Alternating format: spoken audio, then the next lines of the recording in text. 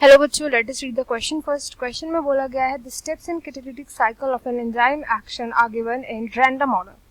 First, the enzyme releases the products. Now, enzyme is free to bind another substrate. Second, the active sites not in close proximity of the substrate breaks the bond of substrate and EP complex forms. Binding of substrate induces the enzyme to alter its shape, fitting more tightly around the substrate. And fourth, the substrate binds to the active site of enzyme that is fitting into the active site. Then the correct order is.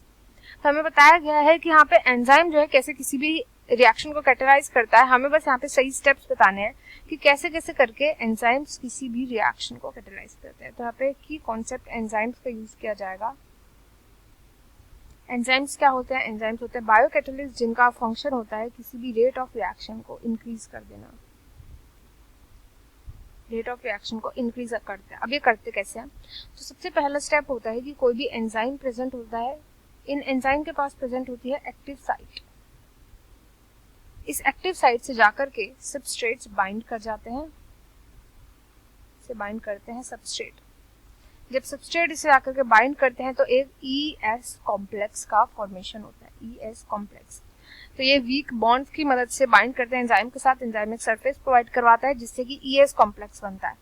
अब ये ES complex जो होता है ये होता है unstable complex होता है। बहुत ज्यादा एनर्जी इनपुट दे करके, बहुत सारी एनर्जी को यूज करके ये बनता है ES कॉम्प्लेक्स। ये ES कॉम्प्लेक्स आगे रिएक्ट करके बनाता है EP कॉम्प्लेक्स। EP क्या है अभी डिस्कस करेंगे। एंड ये EP कॉम्प्लेक्स भी अनस्टेबल होता है, तो ये जल्दी से रिएक्ट करके बना देता है प्रोडक्ट। एंड यहाँ पे जो प्रोडक्ट है इसी को P से डिनोट किया गया है। एंजाइम इज E, सबस्ट्रेट जो है वो S से डिनोट किया गया है एंड प्रोडक्ट जो है वो P से। तो सबसे पहले एंजाइम के साथ जब सबस्ट्रेट बाइंड कर जाता है एक्टिव साइट पर तो ये बनाता है ES कॉम्प्लेक्स। ES कॉम्प्लेक्स ऐसा कॉम्प्लेक्स होता है जिसमें कि भी प्रोडक्ट बने नहीं होते, अभी केवल सबस्ट्रेट अटैच हुआ है एंजाइम के साथ। अब धीरे धीरे करके एनर्जी यूज करके ये सबस्ट्रेट दोनों के दोनों मिलकर के बनाते हैं इस एंजाइम प्रोडक्ट कॉम्प्लेक्स को। यानी कि एंजाइम से अभी प्रोडक्ट बन चुका है बट ये प्रोडक्ट इससे बाइंडेड होता है।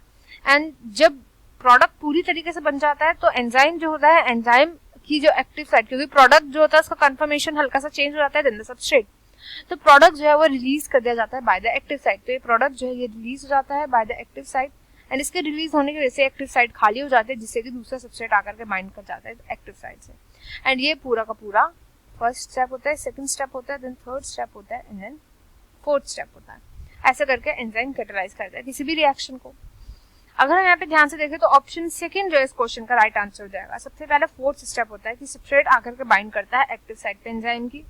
देन इसके बाइंडिंग की वजह से एंजाइम की शेप चेंज हो जाती है जिसकी वजह से सबस्ट्रेट डायरेक्टली बाइंड कर जाता है एंजाइम के साथ, ES कॉम्प्लेक्स बनाता है। उसके बाद जो ES कॉम्प्लेक्स होता है वो आगे एनर्जी को यूज करके बॉन्ड्स को ब्रेक करके EP कॉम्प्लेक्स बनाता है जब प्रोडक्ट जो है वो बन जाता है। जैसे प्रोडक्ट बन जाता है क्योंकि उसके कॉन्फर्मेशन चेंज हो जाते हैं तो एंजाइम प्रोडक्ट को रिलीज कर देता है एंड देन एंजाइम फ्री हो जाता है ताकि वो दूसरे अनदर सबस्ट्रेट से जाकर के बाइंड कर जाए।